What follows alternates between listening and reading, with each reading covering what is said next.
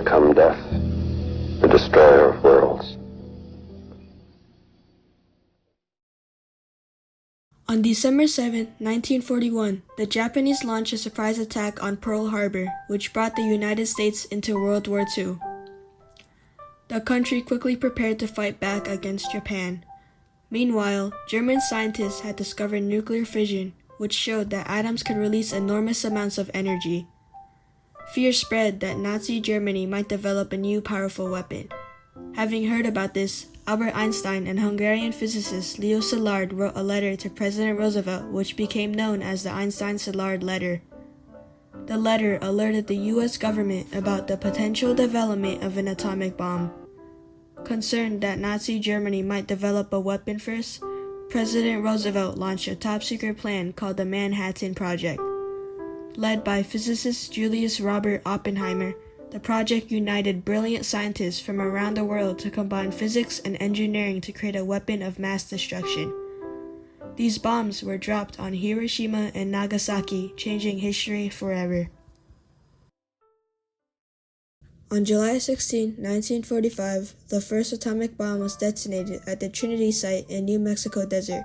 This explosion, heard worldwide, helped end World War II, but also sparked the nuclear arms race. The Manhattan Project revolutionized how nations anticipated and prepared for wars, as the advent of nuclear weapons made diplomacy necessary. Mixed reactions to nuclear weapons around the world revealed the struggle with the moral and political consequences while nations raced to develop their own nuclear weapons. These events demonstrated the need for reform movements and organizations to prevent future conflicts. Overall, the Manhattan Project not only changed military strategy but transformed how countries control nuclear weapons.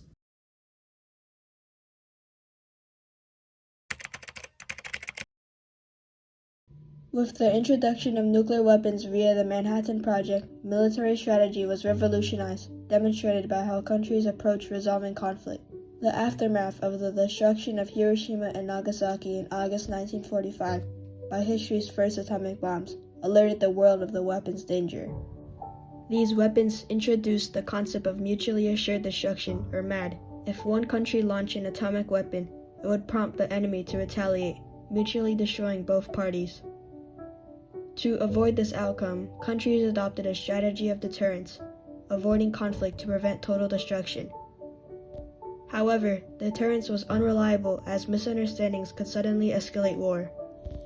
A clear example of this occurred during the Cuban Missile Crisis in October 1962, a 13-day confrontation between the US and the USSR after the Soviet Union moved nuclear missiles to Cuba. Miscommunications between the leaders pushed the world closer to nuclear war.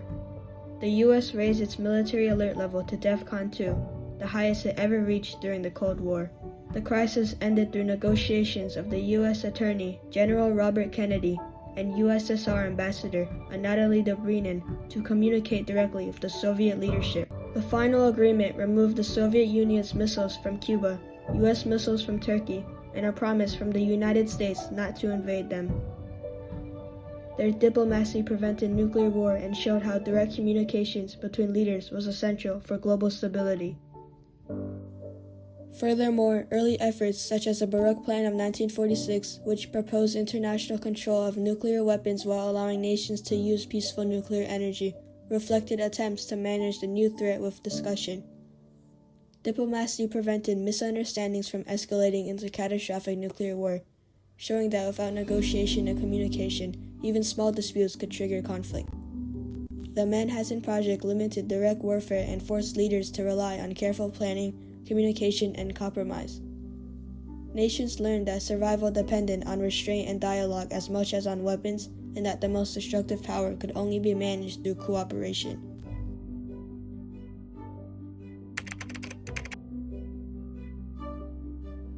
The atomic bombs in Japan killed about 70,000 people instantly in Hiroshima, rising to 140,000 by the end of the year.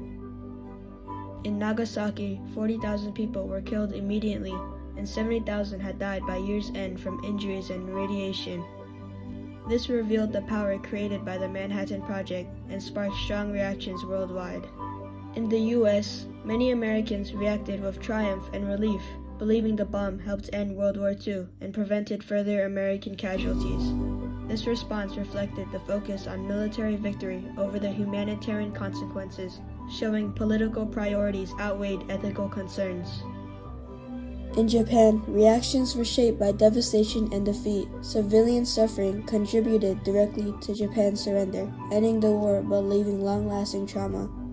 Survivors, known as hibakusha, endured severe injuries, radiation sickness, and lifelong health problems. Hibakusha faced social judgment and discrimination due to their radiation exposure. These experiences reveal the moral and social consequences of nuclear warfare, showing how military objectives produce lasting civilian harm and complicates post-war recovery. Korean reactions demonstrated the complexity of global responses. While Korea's liberation from Japanese colonial rule was celebrated, Korean hibakusha, exposed to radiation while living in Japan, suffered both health consequences neglected by Japan and social discrimination from other Koreans. This contrast suggests the uneven distribution of suffering and the political and ethical challenges of broader conflicts. This showed how nuclear weapons amplified existing inequalities and injustices. Meanwhile, global reactions went beyond public response.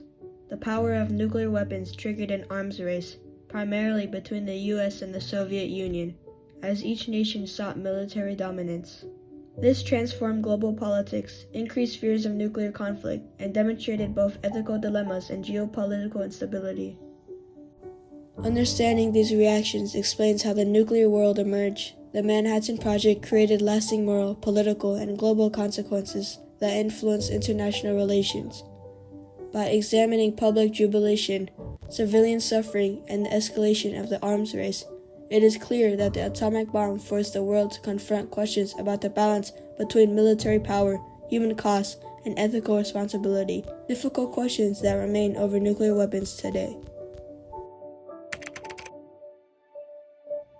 Arms control became essential as nations realized unmanaged nuclear development could trigger war. The nuclear arms race revealed the dangers and consequences of nuclear conflict, emphasizing the need for international oversight.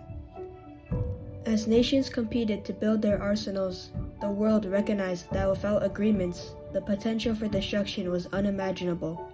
This led to treaties like the Nuclear Non-Proliferation Treaty, the Strategic Arms Reduction Treaty, and the Treaty on the Prohibition of Nuclear Weapons, establishing permanent channels for negotiation and verification.